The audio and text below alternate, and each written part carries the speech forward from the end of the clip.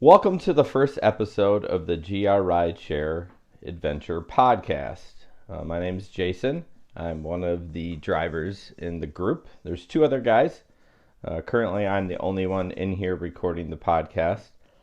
Um, Basically, this is going to be kind of a free form podcast. No really plan with it. I'm not going to edit it. I might add some music and stuff, but I'm not really going to, worried about if I screw something up because I'm just a dude, not a professional broadcaster or podcaster. So what this podcast is about, it's going to be for drivers and passengers. Couple of the definitions, or at least one, you might hear me say the word PAX. That's kind of Uber slang for passengers. So not a derogatory thing. That's just short for PAX is short for passengers. So I'm gonna kind of make this a fun, educational kind of podcast about different things going around in the Grand Rapids area. Some of it might be education for drivers. Some of it might be education for passengers. By no means are we experts in ride sharing. A little history about me. I've been doing it for about 2 years, actually over 2 years with Uber, and about a year and a half with Lyft. Started driving for Lyft when they came here in July of 16. Yeah. So got about 2,500 rides under my belt and only one puker. So that's really good odds. I drive part-time. I do have a full-time job, so it's kind of a weekend warrior kind of thing. And I do drive during the week sometimes, but typically it's Friday and Saturday night where the money is at. This episode, what we're going to talk about, this is more of a driver-focused podcast, is parking. Most cities, including Grand Rapids, were not set up for all the rideshare drivers that there are now. And I don't know the number in Grand Rapids. I would say 2,000, I would guess.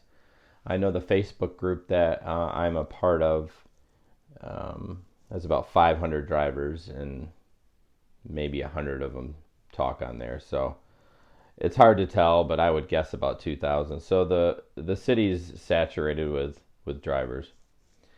One of the main areas that we have problems with is at the Bob, the big old building. For those of you not familiar with Grand Rapids, it's a 3 or 4 story building with restaurants, comedy clubs, whatnot, on different levels. But the main entrance of the Bob has, it's a 4-lane road, but there's no loading zone there. And why this discussion has come up is the Grand Rapids Police Department have started to ticket Uber drivers. Now, we did have one of our drivers reach out to one of the sergeants and said the tickets haven't increased or decreased. They've been consistent the last 3 or 4 months. But someone must have brought it to the news because the news did a story on Uber drivers getting tickets. The ticket, I believe, is $118. And basically what's happening, they're going to pick up their packs in front of the Bob, and they throw their hazards on. Well, they're literally blocking a lane of traffic. I have done it myself. I am guilty of it. Lately, I've been asking my passengers to go to the hotel across the street. I do have somewhat of a problem with that, just due to the fact that chances are they're intoxicated. Monroe is a busy street, and we're asking them to cross 4 lanes of traffic. Now, I don't want to get a ticket. I'm sorry you have to cross 4 lanes of traffic, but I'm not going to get a ticket. One of the other drivers reached out to the Bob, and they said that there is a loading zone way on the other side of the building, which is probably doable, but it's not, it's a block of a hike, or a block to walk a block to get there. I mean, it's not the end of the world, but, as being an Uber driver, we try to provide the best customer service, at least I do, to the passengers, and making them walk a block for me to pick them up stinks. But I do understand you can't block a lane of traffic on Monroe. It's busy, it's dangerous, and that's not the only bar that has trouble. The Woods is an issue, the intersection, the Tin Can. So what do we do about that? I mean, doesn't matter how many drivers we talk to, there's always going to be ones that just pick up there. I've decided I'm not going to pick up on Monroe anymore. I just can't do it. I don't want to get a ticket, and I don't want to tick the police off, and I just want to, have a good relationship all the way around. So that is about parking and loading zone issues.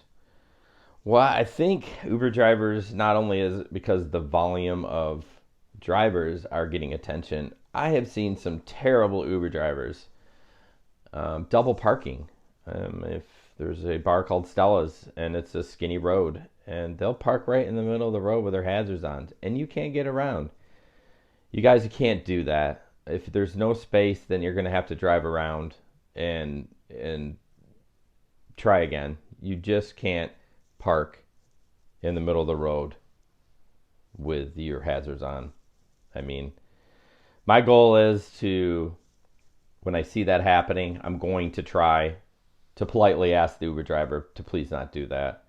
Obviously, I can't, do it for everyone. And even with me posting on the Facebook page, it only reaches a certain amount of people.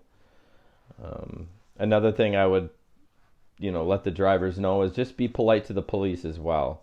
If they do ask you to move, just move. If you do get a ticket, just get the ticket. Me, myself, if I get a ticket, I am going to fight it. Just because I see taxi drivers there. It's not just us. And not that I am going to try to avoid parking there, but let's face it, I'm only human and I may get in a pinch and just pull up there. So that's really the only thing I have to talk about. I realize when you start talking and you're by yourself, I've been talking for 7.5 minutes and I got through everything I wanted to talk about. So I don't know. The other guys that are in it, they currently aren't interested in the podcast. I think it would be kind of fun to have a round table. We get going with each other and it gets pretty hilarious. I do like to talk, but obviously it's harder to talk when you are just by yourself. We do have a YouTube page. It's GR Rideshare Adventures. That has all our dash cam videos of shenanigans inside the cab, outside the cab of the car. We did recently just upgraded some new cameras, so our last 10 or 15 videos are with the new camera, and the ones before that are with an older one that just didn't have the quality that we'd like. We do have a Facebook page and Instagram and Twitter. Just search GR Rideshare. I will add the links in the notes if you're interested in going to there. And if you do go, just please subscribe. If you're not an avid YouTuber, we just would really like the subscriber number to go up.